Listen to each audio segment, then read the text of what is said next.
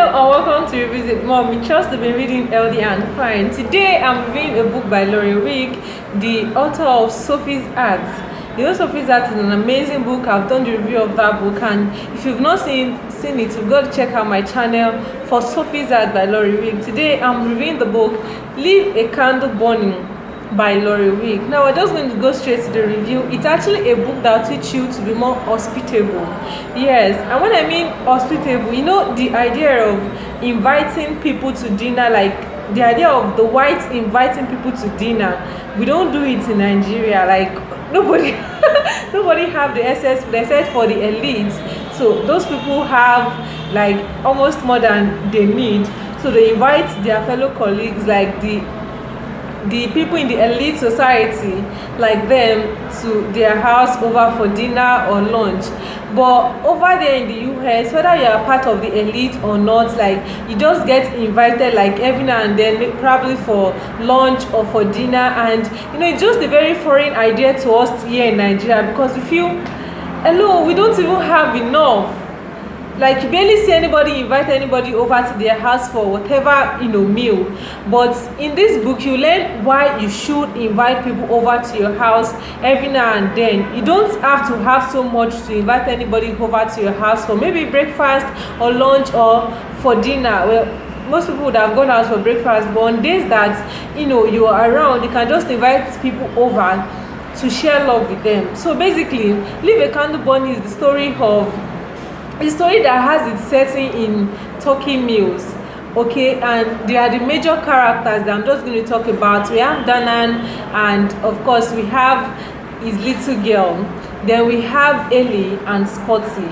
There are quite a number of other people there, like Douglas, the pastor of the little town, the wife. We've got Reed and others, but those are also quite important to learn a lot from them. But I like us to focus on the two major characters. Dana is the local doctor who just relocated to Tucker Mills. His uncle used to be the doctor of the little town, and then he had to relocate to another place, so he came over to replace his uncle. The people weren't so happy that his uncle Mackay left, but they were glad to have another doctor nevertheless. And Dana, of course, went through the relocation stress and stuff, and after a while things were normal again. Then all of a sudden his cousin in the city caught the fever or so, and died with his wife. So they had the little daughter whom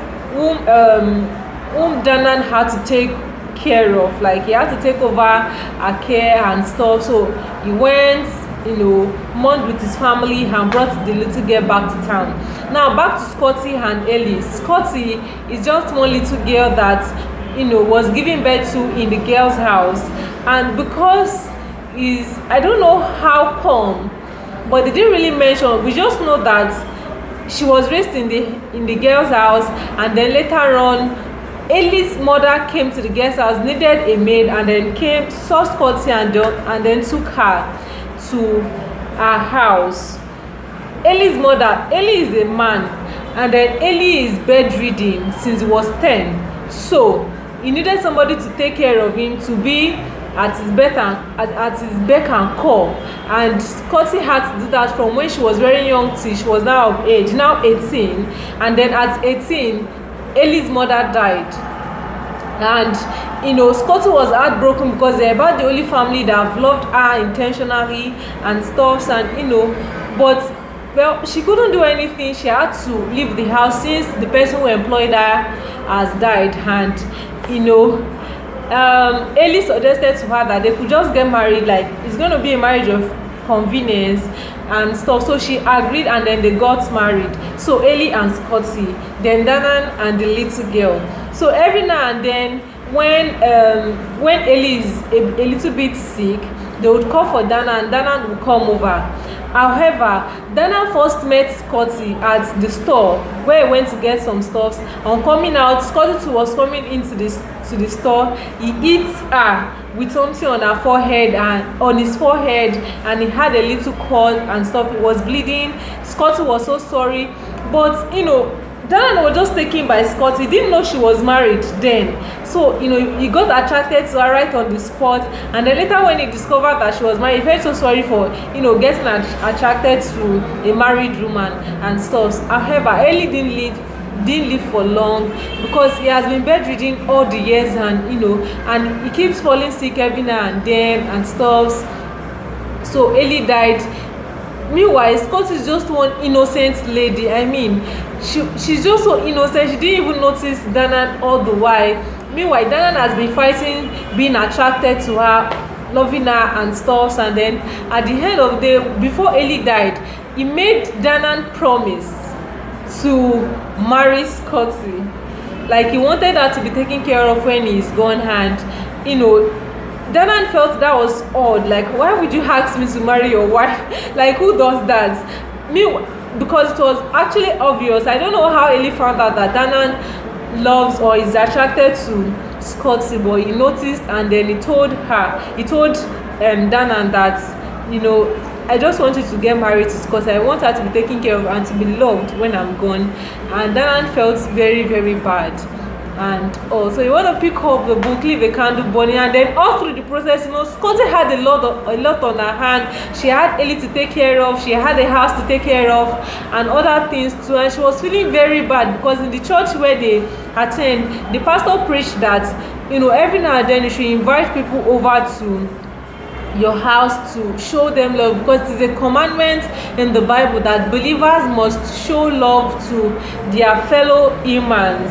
So when you invite them over, give them what you have, and then you guys sit on the table and share your experiences so far, your struggle in faith, your struggle in business and every other things you're going through, and then you guys can hold hands and pray together. And then it occurred to me that this is probably where the Western people got the culture of inviting people over to their house, because really, you start to gain a lot when you invite people over to come and eat at your house.